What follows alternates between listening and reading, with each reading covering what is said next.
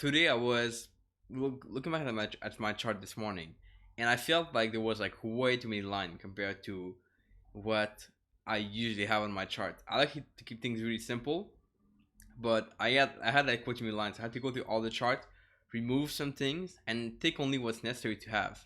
So one thing I teach even in the academy and stuff is that you should only have technically two lines on your chart. Like more than that is useless. It's not relevant. It's something that can be useful, can be good, but usually it's like too much. So if you can reduce your lines on your chart, your support resistance areas to two lines, you're doing something really good for yourself. It's gonna be really easy for you to stick to what is working fine and just much better overall. Okay. So if you can do this, I would really recommend you kind of take all your line out of your chart, do it again, draw your line again, but take only the two ones that are most important. Which one is the support closest, resistance closest, and then take only these ones. And the other ones, you will add them later on when you need them. But for now, easier when you have only two lines, and you can just do it straight and clear like this. And it just feels better for your mind. Like it's just more clear. So I did that this morning. It was useful, and you guys can do the same for sure. So if you have any question, comment below in the chat or in the comment box below. We'll answer your question. I think I just got a question on it was on TradingView. I think I'll answer that right here. That's gonna be easier. But let me see over here on TradingView. Okay, so that person says, I've been trading Forex for about 5 years on demo account, and past 2 years I'm making constant return, about 7 to 8% monthly. But I'm from India, where Forex trading is banned. So I was looking for an investor to get funded after evaluation of my trading style. I want to become a full-time trader and turn my passion to my profession. Please can you guide me through how to make such? Huh. Well, one thing is for sure, if you trade in a country where Forex is illegal, I don't know what you're doing. It's good to have ambition and to do different things, but I would much rather see you trade something legal in your country than not legal. So I know for me in Canada it's hard to tell because I've never been in a place where trading was, or I've never come from a place where trading was illegal. But I would recommend you trade something legal, like stocks are probably legal. And you guys, if you're from India, let me know in the comment below if you're from India and if trading stock is legal. I'm pretty sure, but Forex might not be. Whatever. So okay, we're talking about how to find investor again, like the topic. So you guys let me know, and this is gonna be interactive because I'm tired of repeating the same advice. Comment below in the chat, the comment box, how you will go about finding investors. What will be the steps? And if you've seen other videos I did on that topic, you will know what I think about this and what are the steps, because I've said that like 5 times before or more. So you guys comment below in the chat on that topic, and while we do this, I'll answer the next question. So please, how do you combine fundamentals and technicals? You either can do it or you don't. I don't do it. I only trade technicals, and that for me is way easier. But yeah, you can combine them if you want. But from China, yeah, but you don't have to combine them. That's for sure. And I've seen traders like I hate some traders hate on the traders because they don't do the right thing properly for them. They think that people have to combine fundamentals and technicals, especially traders you talk to that combine both. They say, well, it's impossible to trade without both. And then you talk with someone who says, I'm trading only technicals and I'm profitable. Someone says, I'm trading only fundamentals and I'm profitable. So everything is possible. And what you need to understand is you need to first think about, what do you understand as a trader? Do you understand technicals? Do you understand fundamentals? Do you understand both? And if so, then trade both. Like, what makes sense? What is in alignment with what you trade? So you would look for a news event or a fundamental data with a technical pattern that you've identified before. But you could look at only technicals, and that will be fine too. It depends what you understand yourself. And I personally really not a fan of fundamentals because I found it's too difficult to understand and also kind of subjective a little bit. So you might see a data. Is it good? Is it bad? Depends how people see it. And the way people see it, you will see it on the chart. And that's why you can't only rely on news or data to tell you what to trade, in my opinion. But that's only my opinion. And I know traders are making a living doing the opposite. So That's whatever you think would work and whatever you're comfortable with for sure. Okay. So yeah, so you guys are quiet on the question about how to find investors when you make 7 to 8% per month. I want to answer this right here. So guys, how do you find an investor when you make some amount of money per month or whatever? If you make a good amount per month, how do you find investors? Well, first part is you need to up your relationship game. Like you need to find people that are in the same mindset, either people that have money to invest or people that trade. And these people might know people that have money to invest. Yeah, exactly. So C. Carson love that. Exactly what I was saying. So you have to have access to a link to a network of high net worth individual. They don't have to be high net worth necessarily. They can be like average or some level of professional. But then when you have this, then it's just a matter of like talking to them, not pitching yourself all the time, but adding value first, and then they will know like that they will not someone if you say this. Like even for myself, I get people. I just tell them that I'm a trader. I don't pitch. Oh, I want to trade money for you. I want to do this and that. Let me make a million for you. I don't do that because that's bullshit. But what I'll do is I'll just tell them, well, I trade, and then most of them than not, these people will actually offer me to trade for them. And now I don't trade for other people because I don't want to do it, but they actually offer to trade for them. Okay, so you don't have to think too hard. You don't have to force yourself to do anything like difficult. It's just a matter of that. And then you want to put together a one pager, like a document, saying, well, this is what I trade, this is what I do, these are the returns I could get, these are the drawdowns I've got in the past, this is the maximum, this is the worst. And that will make it way easier for you for them to understand what you do. And the more they understand what you do, the easier they can, like the more they're going to be willing to give you money, to give you capital to trade. Okay, that's just the basic.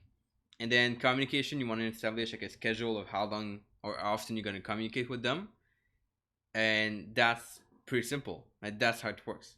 Okay, so that's the process. And then if you don't want to go that route, go with websites. Like there's a bunch of websites these days. It's amazing where you can get capital to trade. Next week we'll do an interview with Jeremy Newsom again. Actually, not like just a live event. And this is it's gonna talk about the place where you can get capital to trade online. That works well. And then there's Fun Cedar by Jack Schwager. We talked about this a few times also in the past. There's a Top Trader, another one online. It's Trader TRADR. There's like no E, but that's a good one too. And those are ways you can get capital to trade. Like it's not that hard, but you have to do some effort, of course, to get out there. Talk about what you do normally, and not pitch yourself too hard, and people will come. That's pretty much the whole structure. Okay. Yeah. Yeah, love that. Suman is asking, can I have that hat, bro? These hat, I think they're gonna be for sale. Like I didn't want to sell them, but people ask too much, so I think I'll wait a little bit. Maybe when I get to like 10,000 subscribers on YouTube, it's gonna be like an event or something. I'll maybe do a giveaway or something, and I'll probably start selling those if you guys like them. But I just wear it for myself because I like them. But whatever you guys, if you're up for it, we'll do something like that. Yeah. Cool. Yeah, I just got a shirt like recently. That's pretty cool. Yeah, but there's gonna be more of those, and it's not about just like sometimes I feel like people are afraid to show that they're traders, or they don't tell people around them that they're traders. But the more you don't do like the more you do this, not telling people that you trade, the more you don't take yourself seriously, and that's bad for your self image and your self esteem. So I want people to tell people that they're brokers, that they're traders, and then they're gonna start to see themselves as traders more and start to grow. I think faster, in my opinion. That's what I believe in for sure. Someone's asking. So Yamekla, what's up? I'm glad that your last podcast touched on the subject of traders that like to bash, yeah, like bashing strategies that they don't use and only believe in what they trade. Basically, yeah, exactly. Yeah, that's a big problem, and this is probably the biggest thing I've learned from my podcast because I used to think I would have to find the way to trade that works, but then I found out well, like all these people they do a way that works for them, and they all do something different. And I've sometimes kind of confusing for people because you think that you want to tell people what works and what doesn't, but there's so many ways to make a living trading and to be profitable trading that you don't have to focus too much on. Yeah, and so yeah, you don't have to think about too much like what works and what doesn't. You just have to to find it for yourself, and if it works. So yeah, that's about it. I think most educators tend to do that because they want to, yeah, sell their course, exactly. And I would much rather you trade something that works for you and not take my course than take my course and or my academy and then learn what I trade, because that wouldn't be necessarily what you're going to be good at, and that's much more important. But I will say that you need to have some sort of personality test first to understand what you're best at trading. And people that don't do that, then they're kind of just gonna go with trial and error, and it's gonna take more time. But if you can know from the start what you're good at and what you might be better at in terms of like trading style and stuff and time frame, then it's easier to go forward. Okay, so I would recommend this for everyone watching this for sure. Someone says, how's technical analysis and forex different from technical analysis in equity market? I'm not the expert at that topic, but the only difference I know is the fact that in equity, like in stocks, you are gonna look more at volume. In forex, you're not gonna do it, right? Because that won't really work. But that's the only thing, and also the fact that in stocks, you need to look more at the sectors, industry, what this is doing, what this market's doing, and the stocks in the specific industry or specific sector tend to move with the sector a little bit more. Okay, so you need to look at this a little bit more. And in Forex, you cannot really do this. There's only like pairs, and that's about it. So that's the basic difference. Yeah, thanks, C. Carson. Love that. Yeah, we'll probably do kind of a, I don't know, like a giveaway at 10,000 subscribers or whatever, with those hats and everything. That's noted. Yeah. What was your view on the dollar before this trading week, and what's your view on now? That's probably, so I don't trade dollar index, but I trade the, let's say, Euro USD or USD CAD. We can look at this. Yeah, please keep making it awesome. Yeah, so good point here from Carson about stocks versus forex. The stocks are, they can move more in terms of like they can go to zero or they can go back to a high amount. They can have big percentage gains, but that goes with the other side too. So you need to be careful with this. So okay, I think I want to show you guys the chart. We'll probably do this. Let me close a couple of windows over here, and I'll be sharing my screen in just a second. So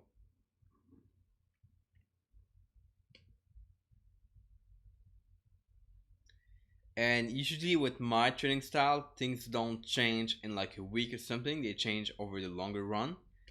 But we can look at this, and I'll do like a weekly review at the end of the week. So like tomorrow, explaining all of that. But here we are on USD CAD, and if we see, what's it, 2 weeks, 1 week chart? Okay, so this is what I've talked about earlier in the video. The fact that I've been removing lines on the chart. I had like 5 lines or 7 lines on USD CAD before. Now it's getting back to 2, which is much better.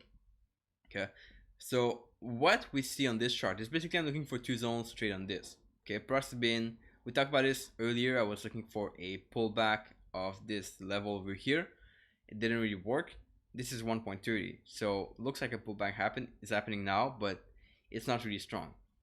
Now what I'm looking for is basically price to come back to either one of these zones. So 1.35, let's just fix this over here,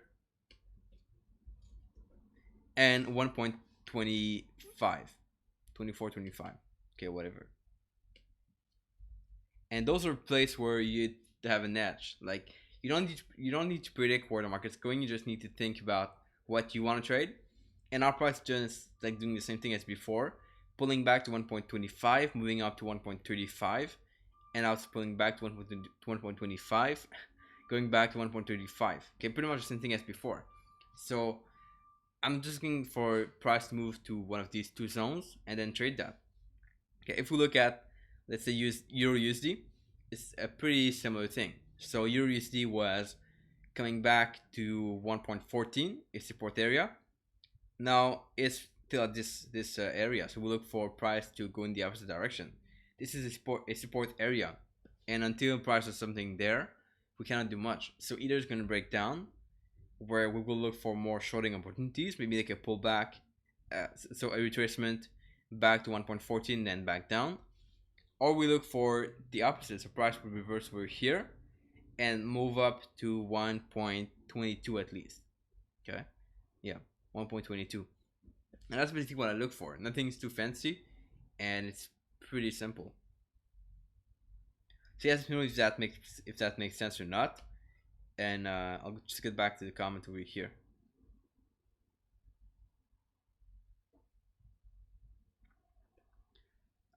Reliable broker, yeah. Oh, and that's the broker I use. I've said that a couple of times too. But you need to find a broker that works in your country and that fits your style. Like, do you day trade, swing trade? It's gonna be a different broker. And other than that, you need to go with what you're comfortable with in terms of broker. So some brokers you might like them, some you won't like them. But yeah, so you need to go with what you yeah.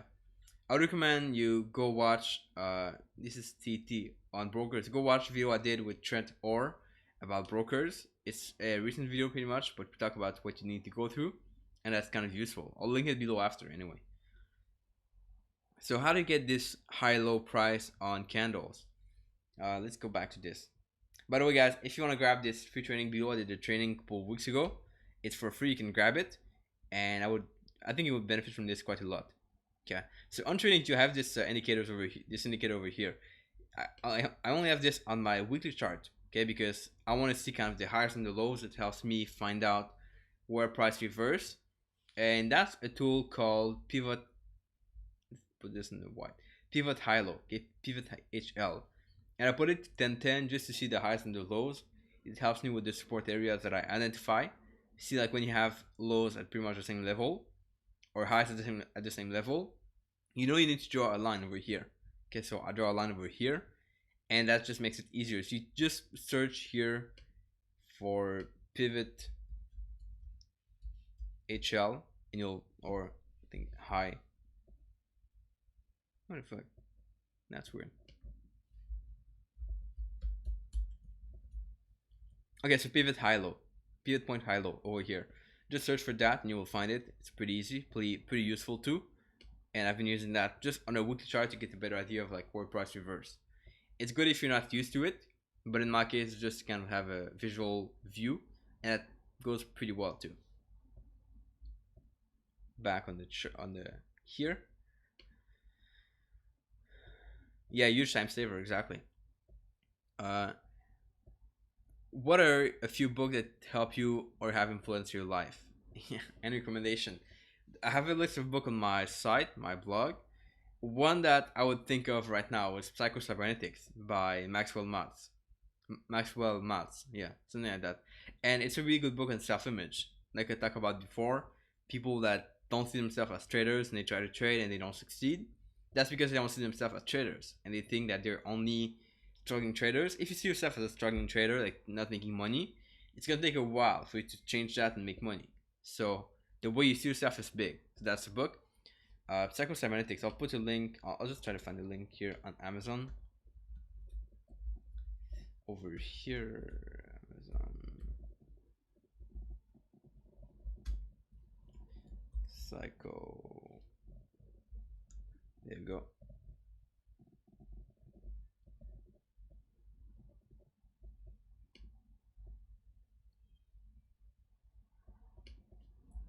So that's the link of the book. If you guys want to check it out, I highly recommend.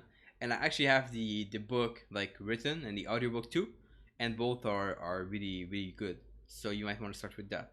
And other than that, like books are good, but I learn way more by talking to people and hanging out with different traders and people doing what I want to do, and that's just better. But if you want to go with that, then that's a book to start with for sure. And there's a bunch of them too that we could talk about for sure. If you have any book that helped you a lot, comment below in the chat or in the comment box if you're watching the replay.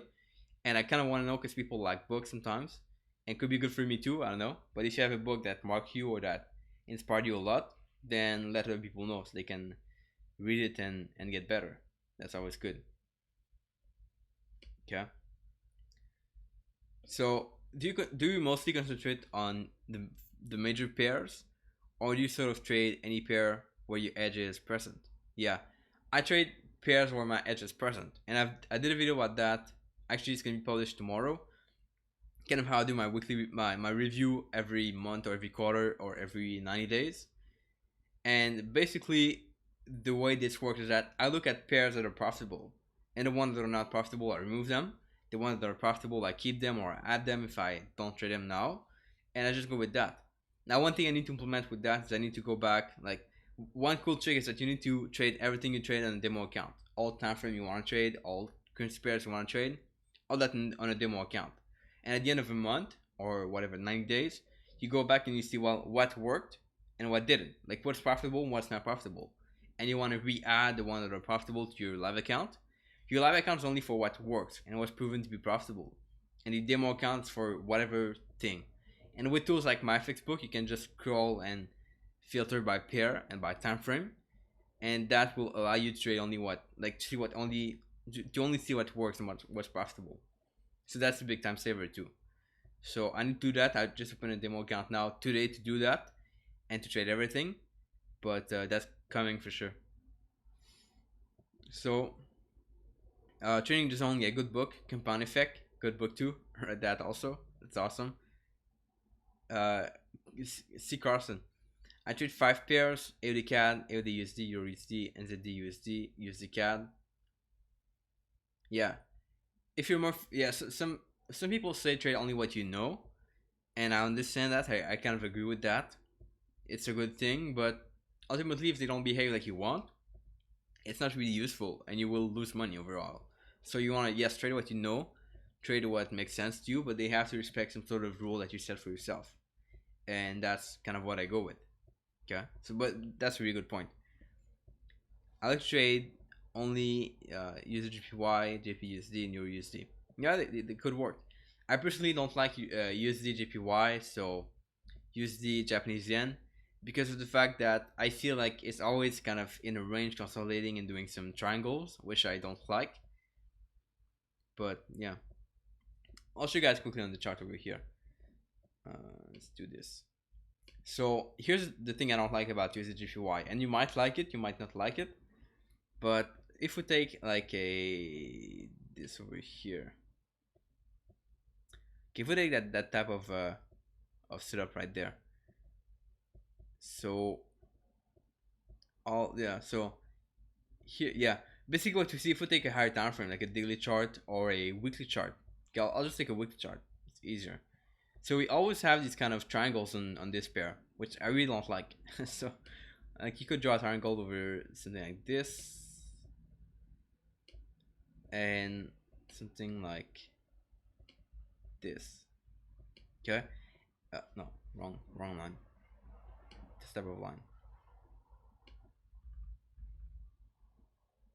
Okay, and I feel like this is like what this pair is doing all the time. It's always in triangles like this, and could be useful for some people, could be not good for some people. I personally don't like it because I feel like price is always breaking out and it's not clear, and the range you draw always end up being like not met, and price doesn't go back to the range. But it depends. Sometimes they have some good trades also, and that's why I keep it here on my watch list, and I still trade it sometimes. Okay, but that's just my view on it. So pretty much what happens with that pair. Yeah, it's about supply and demand. Yeah, of course. Uh, I was breaking. Someone says, "A luck." I was breaking even unprofitable trader until I found supply and demand 3 months ago. Nice. Yeah, it's price level. Yeah, exactly. I go with, yeah, price levels. That's pretty much what I do. I don't do triangles and trend lines at all. I just do like levels of the chart. But yeah, slow as hell. That's also what I see on that pair. C. Carson says, I recently started using Bongchuban. In addition to that, now I'm so far loving that edition. Nice. So I got a call this morning from my previous trading coach, and he was recommending me. He saw my video about Bongchuban, I think yesterday, and he was telling that like this is good. There's also what we call Keltner band that could be a good option too, because puncture band is good, but apparently Keltner band this indicator looks at like the ATR instead of the standard deviation, so it could be something to look at. I didn't try it out yet. I'll probably do some tests this coming week and stuff, see if it's better or not or different or whatever. But that could be a good option to look at. And if you guys trade Keltner band, comment below in the chat or the comment box. Kind of curious, but that's something to look into. And the more you do tests like this and you implement things and you research, the better it is, and the more things you discover. So people think that they can become traders and then stay there and just trade the same thing, but it's not how it works. You need to constantly reinvent yourself and become better. All right, so that's how things work. I like the concept because ATR is something I reference on weekly chart. Yeah, nice, cool. So guys, I think I'll finish it here. It's already 30 minutes in or so, and I need to go grab dinner because I have lunch because I have a couple of things coming up today. And thanks for watching. I appreciate it. Comment below what you thought. As always, if you have any question coming up after this event, comment below in the comment box and I'll answer those for sure. And I'll catch you guys back here tomorrow. Video on how to review performance tomorrow. And that's gonna be it for today. Thanks for watching, and I'll catch you guys tomorrow. Ciao.